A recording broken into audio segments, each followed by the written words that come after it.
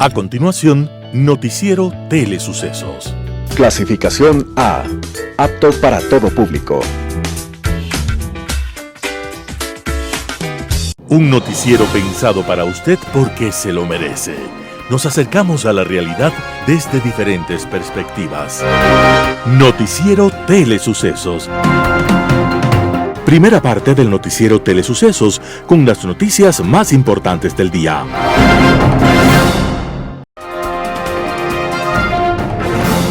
Bienvenidos a su Noticiero Telesucesos. Este espacio informativo llega gracias a Preescolar El Parque. Estamos seguros de ser únicos por haber creado un lugar especial en que las fantasías de los niños se hacen realidad y haber desarrollado un lugar excepcional para crecer, aprender y ser felices. Con orgullo tenemos la certeza que somos el centro de desarrollo infantil más avanzado de la ciudad. Comuníquese al 099 7372 081. Sean ustedes bienvenidos a su noticiero Telesucesos.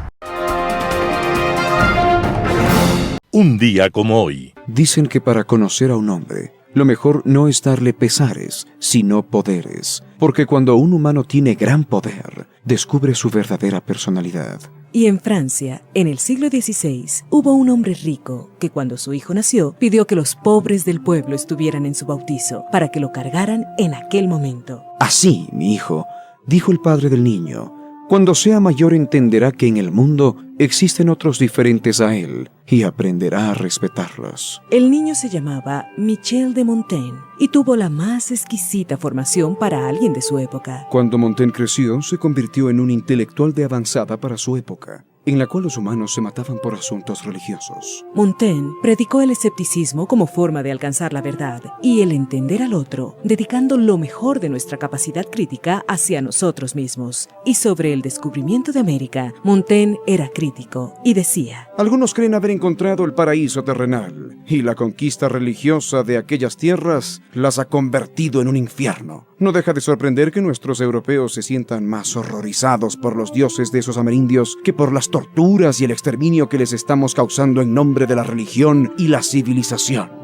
Michel de Montaigne, el hombre que fue respetado por católicos y protestantes, estaba muriendo un día como hoy, 13 de septiembre de 1592.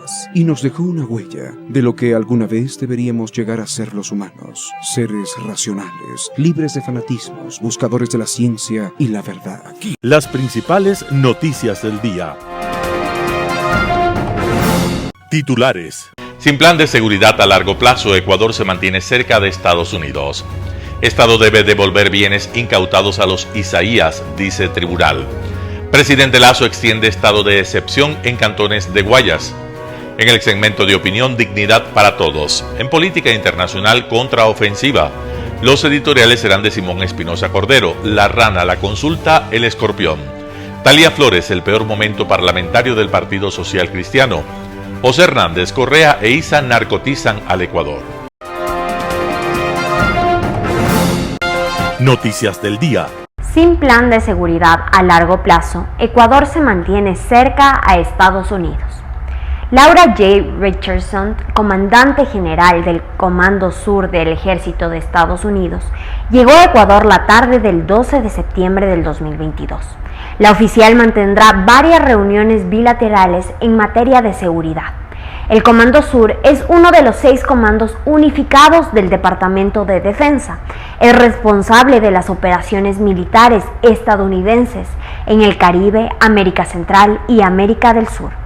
El objetivo principal de la visita de Richardson es participar en la Conferencia de Defensa Sudamericana, SUDEC, que este año se realizará en Quito entre el 13 y el 15 de septiembre.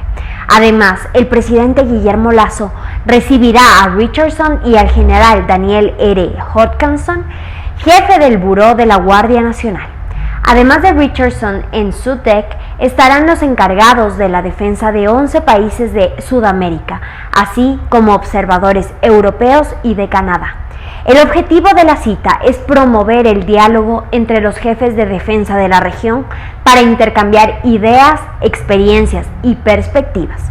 así como lograr consensos en seguridad y defensa y promover el fortalecimiento de la cooperación entre las Fuerzas Armadas de los países.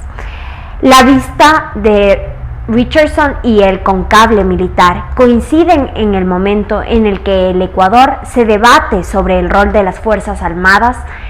El 12 de septiembre, el presidente Guillermo Lasso presentó una propuesta de referendo a la Corte Constitucional. La primera pregunta del documento es para las Fuerzas Armadas. Puedan colaborar con la policía en el combate interno del crimen organizado y la delincuencia.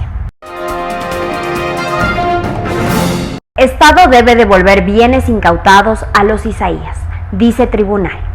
La Corte Provincial de Justicia de Guayas negó el 12 de septiembre del 2022 la apelación presentada por la Procuraduría en contra de la sentencia del juez Johnny Lituma, que ordenó la devolución de los bienes a los hermanos Isaías, ex dueños del desaparecido Filambanco.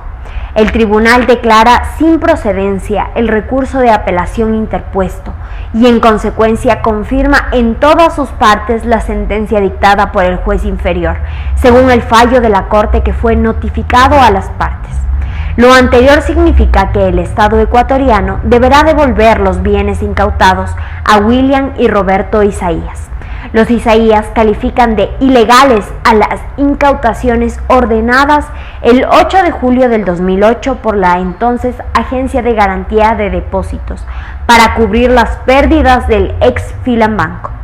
La incautación incluyó acciones, casas, vehículos, negocios y cartera de crédito para cobrar las pérdidas del Filambanco por 661,5 millones de dólares, con base en un informe de la consultoría Deloitte y Touché. Según la defensa de los Isaías, la justicia debía devolver los bienes con base en un dictamen del Comité de Derechos Humanos de la ONU. Presidente Lasso extiende estado de excepción en cantones de Guayas. El presidente de Ecuador, Guillermo Lasso, renovó el estado de excepción que rige en Guayaquil, Durán y San Borondón por 30 días más. Esto se conoció la noche del 12 de septiembre del 2022. A través del decreto 561, el presidente decidió renovar la declaratoria de estado de excepción por grave conmoción interna en dichos cantones bajo los mismos técnicos del decreto 527 que fue firmado el 14 de agosto. La renovación del estado de excepción se basa en la persistencia de los hechos que ocasionaron su declaratoria original, particularmente la actividad de grupos de delincuencia organizada cuya violencia y prácticas se han recrudecido, lo cual mantienen en riesgo la seguridad de los ciudadanos, su integridad y su vida, señala el nuevo decreto. Este nuevo decreto establece que quedan suspendidos los derechos a la libertad de asociación y reunión, inmovilidad de domicilio e inmovilidad de correspondencia. El decreto 561 detalla que la Secretaría Nacional de Seguridad Pública y del Estado han concluido que la última declaratoria se traduce en una productividad operativa y que ha logrado contener los indicadores de violencia en comparación con 24 días anteriores al decreto del 14 de agosto. Entrevista del día. La mañana de este martes en Radio Sucesos, Mario Pazmiño, exdirector de inteligencia del Ejército Ecuatoriano, habló sobre el referéndum. Las preguntas planteadas sobre seguridad, ¿son la solución? Veamos lo que dijo en la nota.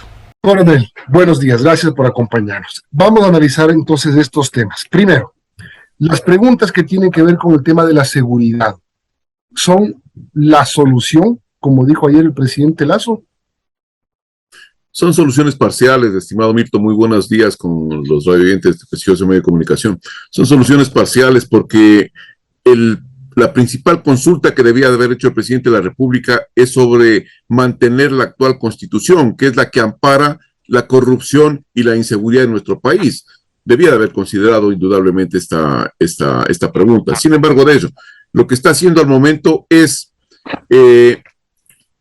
componiendo, si cabe el término decirlo, o modificando el artículo 158 de la Constitución, en la cual le faculta a las Fuerzas Armadas ampliar su misión para trabajar directamente en cooperación con la Policía Nacional cuando ésta sea desbordada.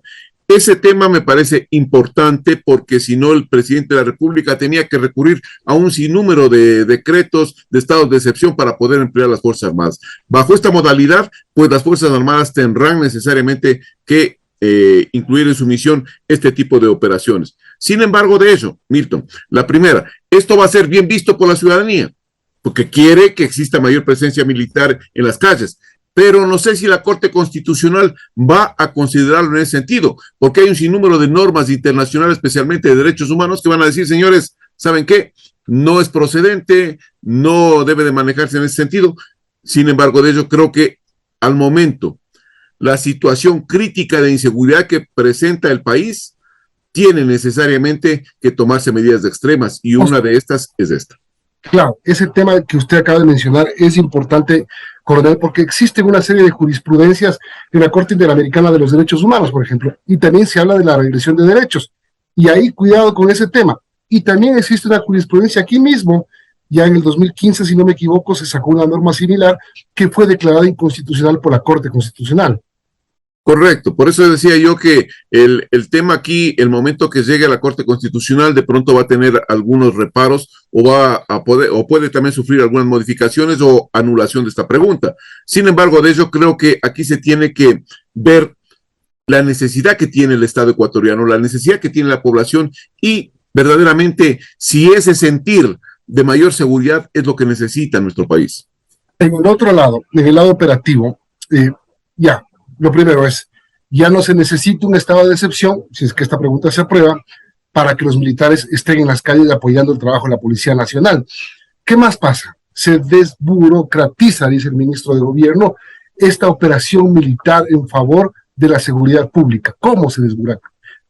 Es que hay varios, esto implicaría lo siguiente más o menos, que el presidente de la República ya no tiene que recurrir a generar estados de excepción para poder, por ejemplo, hacer lo siguiente, conformar una fuerza de tarea conjunta para el litoral ecuatoriano, conformar una fuerza de tarea conjunta para la frontera norte, la militarización temporal de puertos y aeropuertos, porque estaría inmerso dentro de este tipo de situación el empleo directo ya de la Fuerza Armada en beneficio y combate directamente al crimen organizado. Entonces le da un alcance mucho mayor la presencia ya en territorio de Fuerzas Armadas en el combate contra las inseguridades que se presentan en el ámbito interno.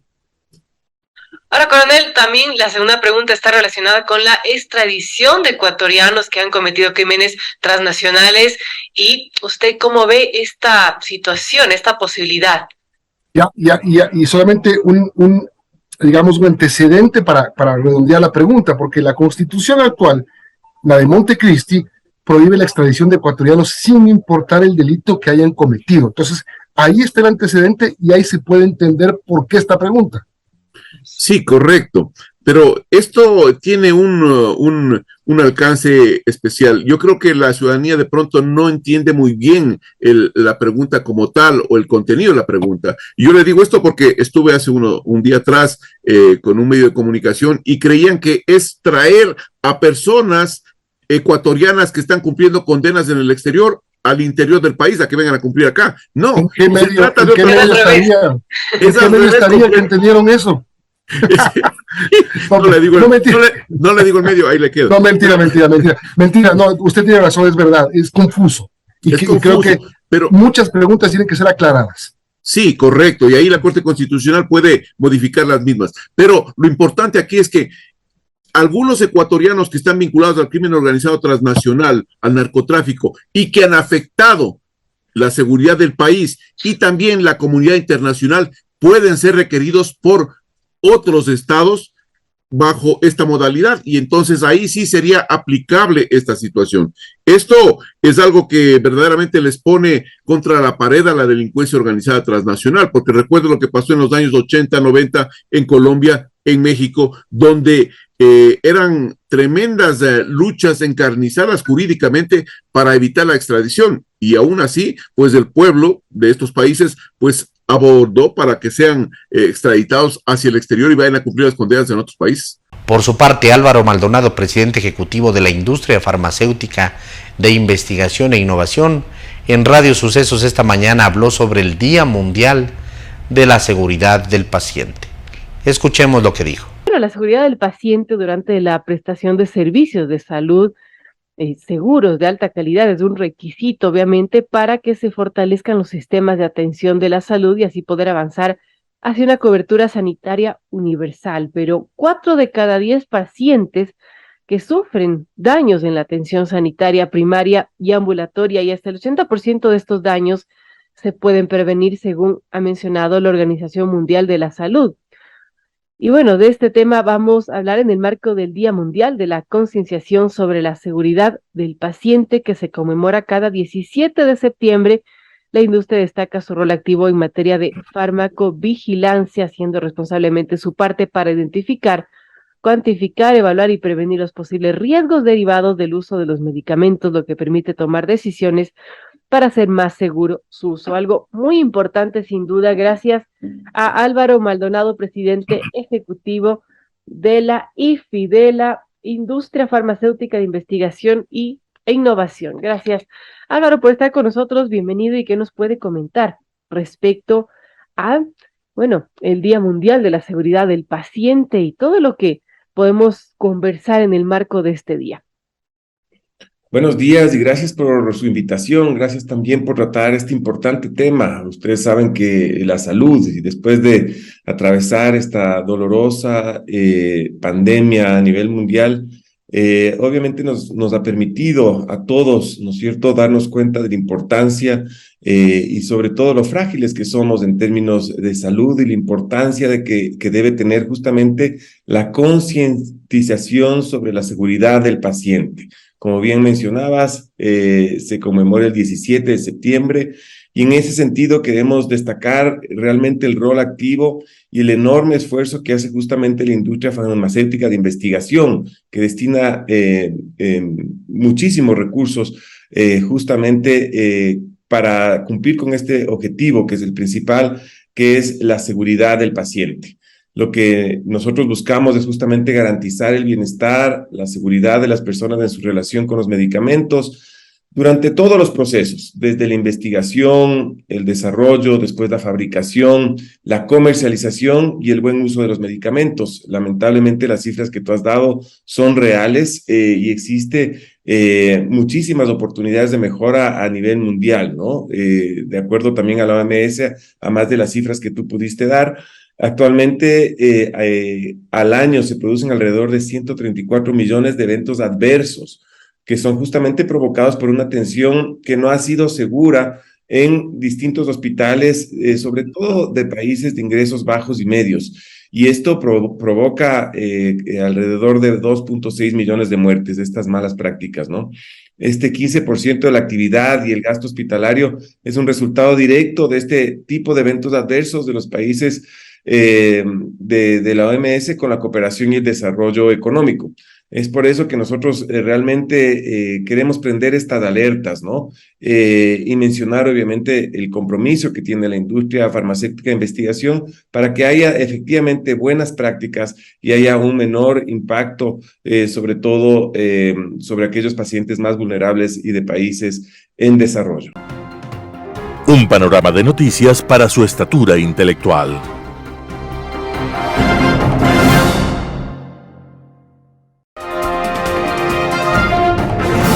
Enfoques con Claudia Arteaga. Gracias por estar con nosotros nuevamente en el noticiero de Telesucesos. Hemos vivido como mundo una semana muy extraña, diferente. Hay un cambio de una era con el fallecimiento de la reina Isabel, pero por otra parte, aquí en el Ecuador vivimos ya una cierre de mesas de diálogo con acuerdos que permiten ciertos temas, pero al mismo tiempo generan preocupación porque también volvemos a topar temas muy sensibles para el país, como el petróleo, como las minas que tenemos, y esto a veces genera descontentos en otros sectores. Por un lado están los diálogos con el sector indígena, por otro lado pensamos como ecuatorianos la importancia de poder contar con recursos, de poder contar con extracción de manera cuidadosa y preservar nuestros recursos naturales, pero no desperdiciar las posibilidades de crecimiento en el área económica. Al mismo tiempo hemos visto un texto que ha circulado del doctor Fabián Corral que dice se llamaba dignidad. Se llamaba dignidad lo que se perdió. Se llamaba dignidad lo que impulsaba a sacrificar intereses y comodidades. Se llamaba dignidad aquello en que germinaban los valores. Se llamaba dignidad la tierra dura y limpia en que era posible plantar una bandera y lo que inspiró algunas gestas y otras tantas derrotas sobre las que se construyó la sociedad. Se llamaba dignidad lo que justificaba la legitimidad del poder, la trascendencia de un discurso, la claridad del pensamiento. Se llamaba así lo que sustentaba la democracia, lo que imponía responsabilidades, lo que daba sentido a los derechos, lo que limitaba los excesos y censuraba los abusos. Se llamaba dignidad aquello que se perdió, lo que se esfumó cualquier turbia madrugada y lo que ahora nos hace falta para levantar la cabeza y decir no. Esto no somos, esto no es el país, esto no es la República. Gracias por estar con nosotros semana a semana aquí en Telesucesos. Global Hoy con Alan Catey. Lo que al parecer está ocurriendo en estos momentos en Ucrania, una exitosa operación militar emprendida por el ejército ucraniano en el frente noreste del teatro del conflicto, es, por decirlo menos, sorprendente. En una guerra que se había vuelto posicional y estática a la manera de la Primera Guerra Mundial, con avances rusos lentos y parsimoniosos tras intensos bombardeos artilleros dirigidos a la destrucción de cualquier obstáculo, sea militar o civil, en las rutas del ataque. Ese es el tipo de guerra que históricamente ha sido utilizado por Rusia, pues se corresponde muy bien con la naturaleza de su sociedad. No se puede pedir, en una sociedad represiva y autoritaria, unos mandos militares flexibles y capaces de iniciativas rápidas para enfrentar unos entornos que pueden cambiar en segundos, dadas las capacidades de toda la nueva tecnología adaptada para la guerra. El intento inicial ruso para conquistar Kiev en las primeras semanas de la guerra, a través de una gran operación de armas conjuntas, terminó en un desastre mayúsculo que forzó a Rusia a retirarse de ese escenario con el pretexto de reagruparse para proseguir la campaña en el este. Y esto tras sufrir serias pérdidas en sus unidades de élite y dejar tras suyo un país arrasado y todas las evidencias de las atrocidades cometidas por sus tropas contra la población civil, práctica también habitual en los ejércitos rusos, tanto los imperiales como los soviéticos. Esa forma de hacer la guerra es una constante que no ha variado porque no puede hacerlo. En los conflictos en los que Rusia ha participado en este siglo, Chechenia, Siria y ahora Ucrania, se ha visto una y otra vez la indiferencia más absoluta del mando ruso respecto de los daños materiales y víctimas civiles que el uso indiscriminado de bombardeos aéreos o de su artillería y cohetes podían causar. Para dar fin a la guerra chechena, el Kremlin jamás dudó en arrasar Grozny, la capital chechena, hasta los cimientos, matando en el proceso a más de 30.000 civiles. En Siria, la resistencia en Alepo fue igualmente aplastada por los bombardeos aéreos sin consideración alguna al carácter de patrimonio universal de la ciudad, entre las más antiguas del mundo. En Ucrania, la conquista de Mariupol deja a la ciudad reducida a escombros, arrasada en un 90%, sin saberse aún cuántas víctimas civiles se produjeron. Pero las matanzas en Bucha y otras ciudades ucranianas abandonadas por los rusos hacen sospechar lo peor. La doctrina militar rusa requiere obediencia incuestionable en la cadena de mando y se desalienta activamente la iniciativa individual, pues es considerada potencialmente hasta peligrosa y subversiva. la sombra de Stalin se alarga ominosa y el recuerdo de la purga que lanza contra los mandos del Ejército Rojo en 1937 revela la obsesión y el terror del poder político a una oficialidad inteligente y capaz de pensar por su cuenta. La única conclusión posible es pues la que vemos en el campo de batalla hoy. Un ejército ruso que es, pues no puede ser otra cosa, el reflejo de su sociedad y de su etos psicológico y cultural basado en el temor, la represión y la espera de órdenes para actuar ante el miedo a ser castigado por alguna decisión que no le agrade a su superior. El ejército ucraniano, por su parte, ha logrado demostrar exactamente lo contrario. Esto es, un alto grado de descentralización, dando libertad de acción a los oficiales en el campo, logrando un alto grado de flexibilidad según el mérito de cada circunstancia. Han operado en unidades pequeñas móviles con un excelente conocimiento del terreno, pues están luchando en y por su tierra, equipados para operaciones rápidas contra las líneas de logística rusas, con resultados devastadores. La inicial y aplastante superioridad artillera, misilística y de la aviación rusas gradualmente ha ido disminuyendo con la llegada de equipos militares occidentales, norteamericanos y británicos principalmente, que algún grado de equilibrio trajeron ante todo por su alta precisión en manos capaces.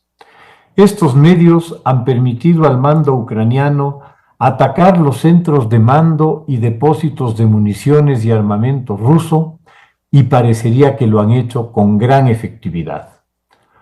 Desde hace un par de meses, el presidente Zelensky ha anunciado una ofensiva ucraniana para recuperar áreas del sur del país en el Oblast de Kherson, con ataques contra los puentes que conectan a la ciudad con el sureste de Ucrania para poder aislarla e impedir la llegada de municiones y armamento. Estas acciones en el sur dieron lugar al traslado ruso de algunas unidades de las mejores de que disponían en Lugansk y Donetsk, donde el ataque ruso progresaba a un ritmo lentísimo. Al parecer, la anunciada ofensiva ucraniana en el sur fue una finta para atraer más fuerzas rusas al sector, desguarneciendo el oeste, donde en realidad se está produciendo la gran ofensiva ucraniana que les ha permitido recapturar algún territorio, pero sobre todo nuevamente bloquear en gran medida la logística rusa al liberar las ciudades de Kupiansk e Izium sobre las rutas de abastecimiento rusas hacia el sur. Cabe recordar que hace unos meses a Rusia le tomó varias semanas y muchas bajas tomar Izium, lo que a la operación ucraniana le tomó 5 días, en una página arrancada de la Blitzkrieg alemana o los ataques relámpago israelíes. Ciertamente, estos éxitos ucranianos serán de gran trascendencia psicológica entre una población muy necesitada de buenas noticias por todo el drama que han debido pasar por la brutalidad de la guerra. Bien por ellos, pero no se debe olvidar que las reservas rusas de soldados y armas siguen siendo superiores y por mucho a las ucranianas. Es posible que Zelensky esté jugando a demostrar a sus proveedores occidentales de armas y dinero que vale la pena seguir apoyándolo.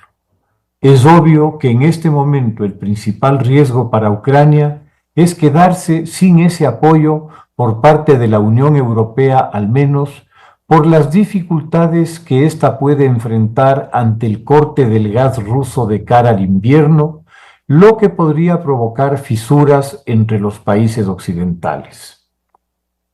También vale considerar que la ofensiva ucraniana buscará liberar la mayor cantidad de territorio ante una posible alternativa diplomática. Y finalmente, Ucrania buscará consolidar en los próximos días su ventaja de cara a la próxima llegada del otoño, con sus torrenciales lluvias que vuelven casi imposible el desplazamiento de vehículos y más aún de blindados. Dicho todo esto, solo queda admirar el coraje y la decisión de un pueblo dispuesto a todos los sacrificios para defenderse de un agresor despiadado. Bien por Ucrania, más allá de lo que depare el futuro. Muchas gracias. Editorial. La rana, la consulta, el escorpión. Simón Espinosa Cordero. Gloria a Dios en las alturas y en la tierra paz a los hombres que ama el Señor. El presidente ecuatoriano Guillermo Lasso Mendoza ha cumplido lo ofrecido. Acaba de proponer una consulta popular con la intención de que el pueblo no sea la única víctima de la anomalía llamada Estado. En efecto, ahora el narcotráfico, la política y la impunidad son las profesiones y los negocios más rentables del Ecuador contemporáneo, pues sirven para que el goce, la vida, la barriga llena, el corazón contento sean los ideales y las metas de todas esas personas, mientras quien trabaja con honradez por mejorar este país increíble es maltratado, y quienes viven en la pobreza absoluta son los héroes de esa batalla inicua, atroz, ignorada. En este marco de acontecimientos, la consulta popular propuesta tiene la doble intención y la noble intención de impulsar un paso adelante al dar un primer alivio a esa reprimida angustia en que se debate la patria. Son 8 las preguntas que el gobierno plantea a la nación y a la Corte Constitucional para que la consulta se lleve a cabo. Esta tiene por objeto recabar del soberano pueblo o poder constituyente originario su voluntad para que comience a rescatarse, a proporcionarse a sí mismo una necesaria catarsis, unas conversaciones con los vecinos para desahogarse de tanto vicio inyectado en los últimos tiempos, 3 enmiendas constitucionales para promover la seguridad ciudadana, 3 para el fortalecimiento de la democracia y 2 para proteger el medio ambiente. Esperamos que la Corte Constitucional, sin enredarse en el ocioso interpretacionismo enmienda-reforma, dictamine de manera responsable la viabilidad de esa consulta que responde a las angustias nacionales. Asimismo, que nadie en su sano juicio, que no sea el crimen transnacional organizado o sus brazos políticos y burocráticos, caiga en el papel del alacrán que picó a la rana, porque esa es su naturaleza, cuando la rana quiso salvarle en una fábula de Esopo. Una rana a orillas del Daule iba a cruzarlo cuando un alacrán le rogó que lo llevase a la otra orilla sobre las espaldas verdes de la nadadora. Iban conversando sobre la consulta y ambos concordaban que se trataba de enmiendas y no de reformas. Con enmiendas es posible la consulta, con reformas no. Llegaron felices, el escorpión se irguió y le dijo: «Rana bruta, son reformas, carajo», y le clavó el aguijón. Que la Corte Constitucional actúe con sabiduría y sensatez. Simón Espinosa Cordero. El peor momento parlamentario del Partido Social Cristiano. Artículo de Talía Flores, publicado en el portal Primicias. En un abrir y cerrar de ojos, el asambleísta Luis Almeida desapareció del hemiciclo legislativo. Y aunque todos aseguraban que estaba allí porque apenas unos instantes atrás los monitores del Pleno lo mostraron caminando escoltado por Esteban Torres, jefe de la bancada del Partido Social Cristiano. Almeida no volvió a asomar, se esfumó. También desapareció Viviana Veloz de UNES, la otra interpelante. Los dos se hicieron humo. Era jueves 8 de septiembre y el instante era crucial porque la Asamblea buscaba someter a reconsideración la votación en la que los vocales del Consejo de la Judicatura se habían salvado de la destitución porque solo hubo 87 de los 92 votos que se requieren para censurarlos, como es la pretensión del correísta UNES, el Partido Social Cristiano, algunos de la Izquierda Democrática y unos cuantos independientes. El presidente de la Asamblea, Virgilio Saquicela, que poco antes había estado rodeado por los mismos interpelantes y otros legisladores más, hizo lo que mejor sabe hacer: obedecer. Suspendió la sesión, que solo se reanudará tras la vacancia legislativa el 26 de septiembre, mientras que el destino de los vocales del Consejo de la Corte Judicial, incluido el de quien funge de presidente, quedó en el limbo y el país en ascuas. En esa misma semana, en la Comisión de Derecho del Trabajo, el mismo asambleísta Almeida del Partido Social Cristiano votó a favor de restituir la pensión vitalicia para los exmandatarios sentenciados por peculado. Nadie podía creer semejante aberración legal y moral que implicaba premiar a quienes habían delinquido, pues aunque digan que no sería retroactivo, estaba dedicado a favorecer a Correa y a Glass. El escándalo fue tal que el jefe del bloque debió salir a hacer control de daños, arguyendo que el asambleísta se equivocó, porque el Partido Social Cristiano, si bien es partidario de mantener la pensión a los exmandatarios, pero no para los sentenciados por delitos de corrupción. ¿Quiere decir que Almeida actúa por su cuenta? De ser así, es un serio riesgo para el partido, pero si lo usan como comodín, es una vergüenza. ¿Qué tesis defiende el Partido Social Cristiano ahora en la Asamblea Nacional? ¿Cuál es su ideología? ¿A quiénes representa? Son preguntas no retóricas que tendrían que ser absueltas para que el país tenga una idea clara de por qué la metamorfosis conceptual y la deleznable conducta parlamentaria que exhiben.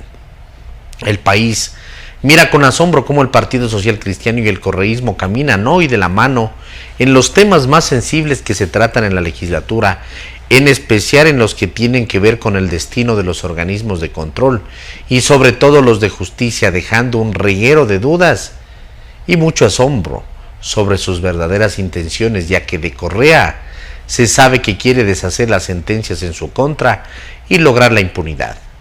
Si esto obedecería a una venganza del Partido Social Cristiano contra Creo por haber sido abandonado en el camino luego de ganar juntos las elecciones presidenciales, tampoco se justificaría por más que Jaime Nebot suela citar a John F. Kennedy cuando dijo: perdona a tus enemigos, pero nunca olvides sus nombres. Tampoco parece válido suponer que se dejen usar por Correa, ya que Nebot tiene tanto recorrido y astucia política como el expresidente, por lo que creer que es manipulable resulta absurdo. La hipótesis de que buscan la caída de Lazo es infundada, porque hay hechos que demuestran lo contrario, al haberlo salvado en momentos críticos, como cuando, a propósito de los Pandora Papers, en noviembre pasado, la Comisión de Garantías Constitucionales que preside Fernando Cabascango de Pachacuti recomendó la destitución del primer mandatario por supuesta conmoción interna. El Partido Social Cristiano salió al paso y dijo que no la apoyaría porque esa causal no es aplicable al tenor de los dictámenes de la Corte Constitucional. Y en junio pasado, cuando aprovechando el violento paro de 18 días, se sometió a votación una moción de destitución del presidente de la República presentada por UNES, el socialcristianismo votó en contra. Lo hizo a pesar de que se juntó al correísmo para sacar a Guadalupe Llori de la presidencia de la Asamblea y colocar a Virgilio Saquicela en el puesto, y hasta cambiaron el Consejo de Administración Legislativa CAL, en el cual hoy tienen mayoría. Pero en la política, como en todos los actos de la vida, siempre hay una razón para actuar de una u otra manera, más aún si se controlan votos que finalmente son fuentes de poder. Hay quienes dicen que se debe mirar a la Fiscalía General de la Nación y recordar ciertos allanamientos en oficinas y residencias de Guayaquil, donde se incautaron teléfonos y computadoras, y también mirar al ISPOL, para intentar desentrañar qué hay de por medio y qué está en juego para que el Partido Social Cristiano tenga semejante conducta en la legislatura. Sea cierto o no, algo que se desconoce debe suceder para que el partido que lidera Nebot, quien como alcalde de Guayaquil protagonizó multitudinarias marchas en contra de Correa, cuando éste gobernaba con mano de hierro, perseguía con crueldad a los contradictores, mezquinaba asignaciones para los municipios y presidía un gobierno denunciado por alzarse con las riquezas del país, hayan devenido en una suerte de alter ego en la Asamblea, compartiendo agenda y objetivos. Actitudes como estas han hecho que el Partido Social Cristiano deje entrever que no ha abandonado los principios y valores sobre los cuales se edificó como partido, que el único empeño sea hacerse de los organismos de control y de la justicia mientras el país está atenazado por el crimen organizado y el narcotráfico con una violencia atroz, es inadmisible. Por suerte, en política siempre parece haber una nueva oportunidad, y esta se le ha presentado justamente ahora cuando el gobierno de Lasso ha planteado al país una consulta popular con temas relevantes y urgentes. Es probable que si Nebot da su apoyo, él y su partido se reivindiquen ante la opinión al diferenciarse del correísmo, que de seguro trabajará en contra de la consulta.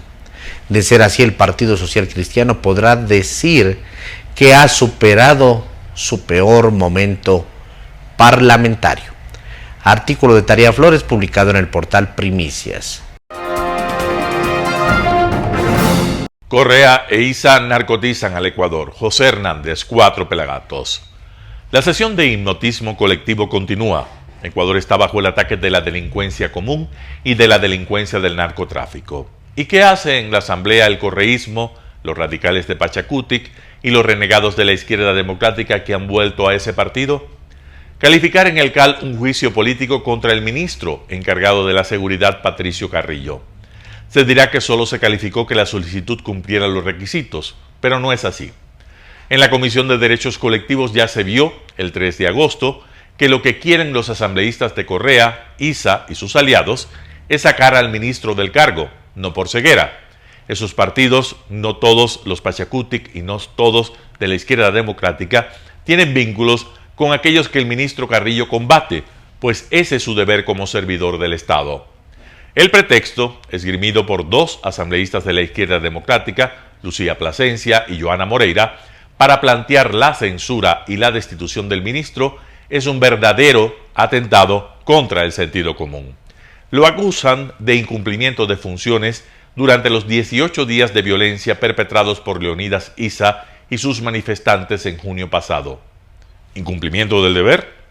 Se debería entender que la policía no contuvo lo suficiente a esas hordas que aterrorizaron Quito y otras ciudades, bloquearon vías y carreteras, impidieron paso de personas, bienes y hasta medicinas, destruyeron bienes públicos, pero no, ocurre exactamente lo contrario. Lo acusan de represión y de haber hecho uso extralimitado de la fuerza, es decir, desconocen por completo lo que hicieron la policía y las Fuerzas Armadas durante esos días de terror. Se acogieron a una estrategia de mera contención que incluso fue criticada por parte de la opinión pública porque apechugaron, contaron heridos y hasta un militar asesinado, el sargento José Chimarro. Los partidos que calificaron el pedido de censura y destitución siguen un guión. Por ejemplo, hacer creer que es posible organizar 18 días de terror, neutralizar las fuerzas del orden y que los muertos heridos son responsabilidad exclusiva del Estado. En realidad quieren hacer creer que los manifestantes pueden usar a discreción la violencia y salir indemnes. Además, en este caso, carecen de evidencias para probar que los 6 fallecidos en esos días fueron víctimas del uso letal e indiscriminado de la fuerza por parte de policías y militares. Por comparación, lo cual es odioso, pero se antoja necesario, el ataque del Capitolio de Estados Unidos por parte de simpatizantes de Donald Trump el 6 de enero de 2021, que duró horas, produjo 5 muertos, entre ellos un policía.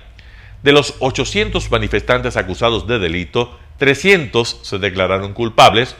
Hasta ahora hay condenados con penas que van desde semanas hasta 4 años de prisión, pero algunos podrían ir presos hasta 20 años. La comisión de investigación podría acusar al expresidente Donald Trump, cuya responsabilidad en el desencadenamiento del ataque está siendo probada. Aquí no solo hay detenidos, y no los hay. Aquellos que apoyaron políticamente los desmanes son los que supuestamente ahora investigan. Lo volvió a hacer la Comisión de Garantías Constitucionales, presidida por Fernando Cabascango, asambleísta de Pachacutic e incondicional de Leonidas Issa. En ese informe se recomienda el juicio político contra el ministro Patricio Carrillo, el ministro de Defensa Luis Lara y Fausto Cobo, director de inteligencia.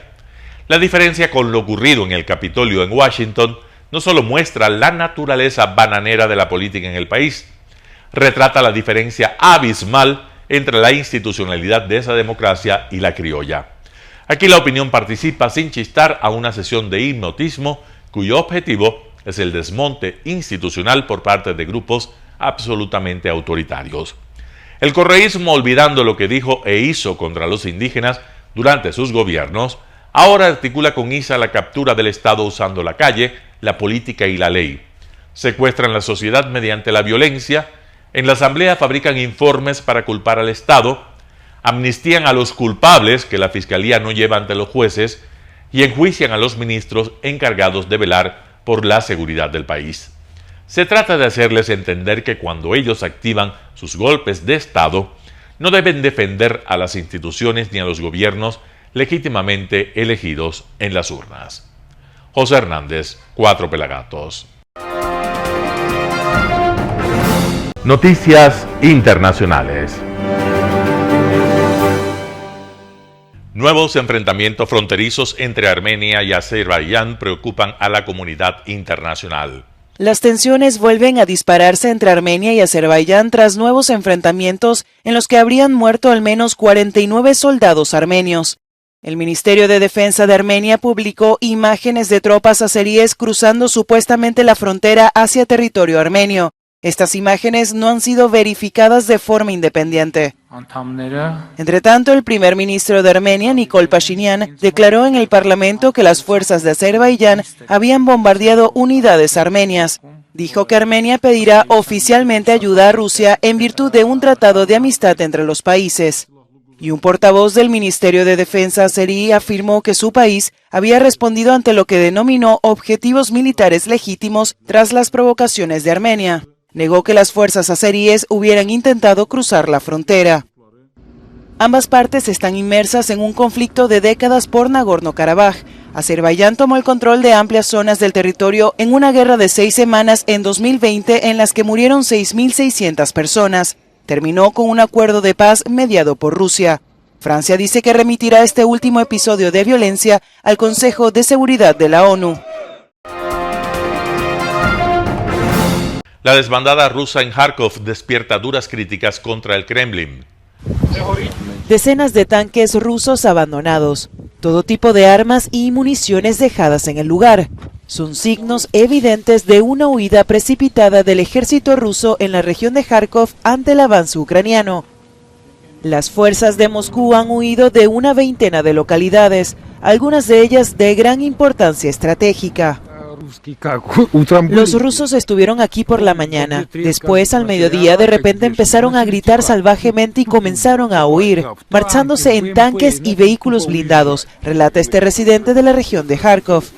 Tras recuperar Kharkov, las autoridades de Kiev dicen haber encontrado cadáveres con signos de tortura. La Fiscalía ucraniana ha abierto una investigación. Tenía mucho miedo. La imagen del charco de sangre sigue presente en mis ojos, dice por su parte esta ucraniana. La respuesta rusa ante el progreso de la contraofensiva ucraniana no se hizo esperar.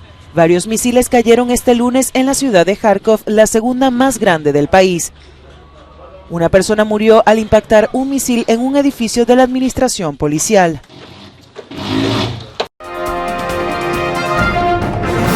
...2023 será el año de Picasso en conmemoración del 50 aniversario de su muerte.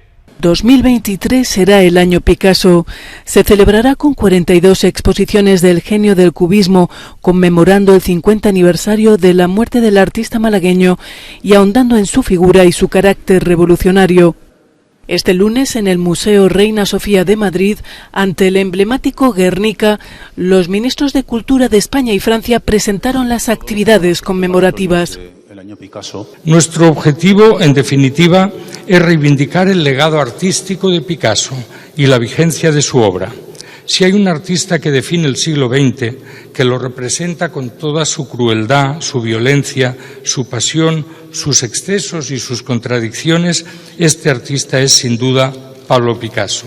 También nos permitirá enfrentarnos a él desde la perspectiva contemporánea, ayudándonos a entender con la mirada de hoy un artista que sigue vivo 50 años después de su muerte. Seamos sinceros, hoy en día hay mucho debate en torno a la recepción de la obra de Picasso, en particular respecto a su relación con las mujeres. Para acercar el arte de Picasso a las generaciones más jóvenes, debemos darles las claves para entender su obra y su vida en su conjunto, declaró la ministra de Cultura de Francia, Rima Abdul Malak.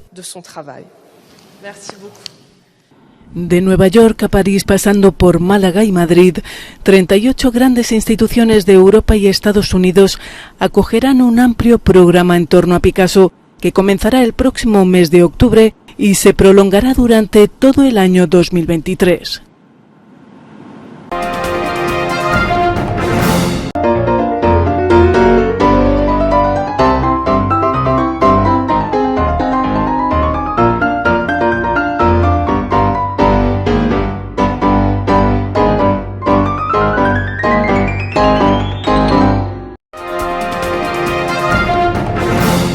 Gracias por sintonizar el noticiero Telesucesos. Este espacio informativo llegó gracias a Preescolar El Parque. Estamos seguros de ser únicos por haber creado un lugar especial en que las fantasías de los niños se hacen realidad y haber desarrollado un lugar excepcional para crecer, aprender y ser felices. Con orgullo tenemos la certeza que somos el centro de desarrollo infantil más avanzado de la ciudad. Comuníquese al 099 7372 081. Síganos en nuestras redes sociales: Facebook Telesucesos Quito, Instagram @telesucesos_, Twitter @telesucesos29, YouTube Telesucesos HD y en nuestra página web www.telesucesos.net. Gracias por acompañarnos. El noticiero Telesucesos es retransmitido de lunes a viernes a las 7 horas por Radio Planeta Sur 106.1 FM de la ciudad de Loja. Noticiero Telesucesos.